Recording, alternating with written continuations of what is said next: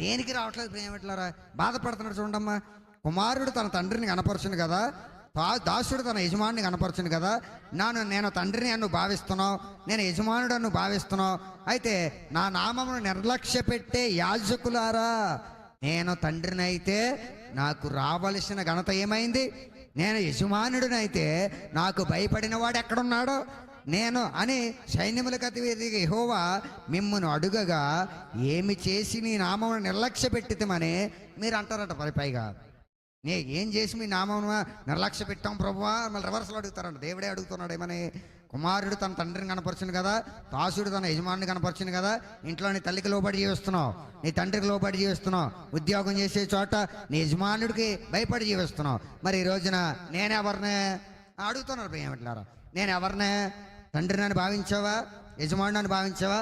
అయితే నాకు రావాల్సిన ఘనత ఏది?